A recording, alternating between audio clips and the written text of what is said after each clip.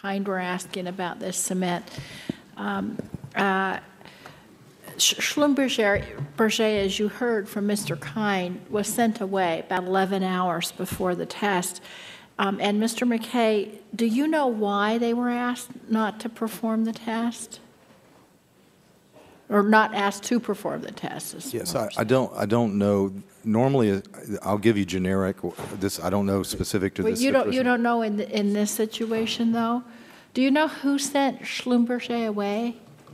Do you know who was in charge of making that decision to tell them not to do the test? I don't know specifically. I would imagine the well site leader was probably... The well site leader. Is there an investigation currently going on into this particular issue? There are multiple investigations going on about the whole sequence of events. Okay, and as part of that investigation on why this test was not, the cement bond log test was not performed? I think, yes. I think all the chronology of the steps and decisions that were made. Okay. Yes. Do you know what the status of that investigation on the cement bond log is? That discrete step, no. I mean, it's part of the investigation. And are you concerned that Schlumberger was asked not to perform that test in this situation? Does that concern you? I'm drawing on my past experience, not on this well. You normally run cement bond logs. There are inferences of cement bond. You normally do a positive test to make sure the cement bond, you look at the way the job was pumped, and potentially a positive test, then and decisions are made whether to run the bond log or not. In this particular situation, I don't know why that decision was made. Does it concern you that it wasn't made? I think it is. It's not a hard question. Does it concern you that they didn't do it in this case? The whole operation concerns me. The whole including the failure to do the cement bond. The cement operation. What happened pumping it? Yes. Thank you. I want to ask you another question, which is Mr. Probert, who was in our committee before, testified when he was at the Senate about the cement bond log test, that the only test that can really determine the actual effectiveness of the bond between the cement sheets, the formation, and the casing itself is the cement bond log test.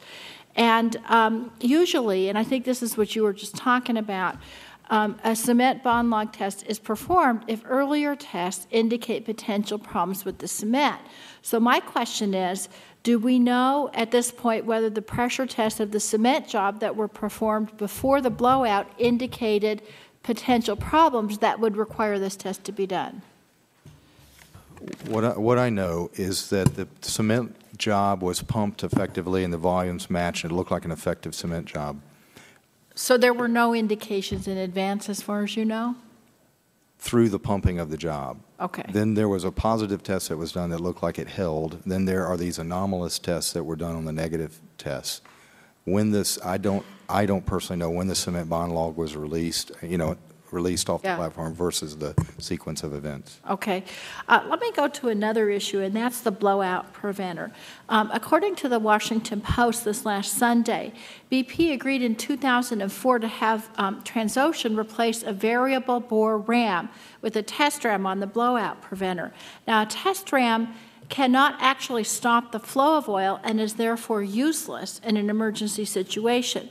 The letter from Transocean stated that by BP's signature, it acknowledged that replacement would, quote, reduce the built-in redundancy of the blowout preventer, thereby potentially increasing BP's risk profile, end quote.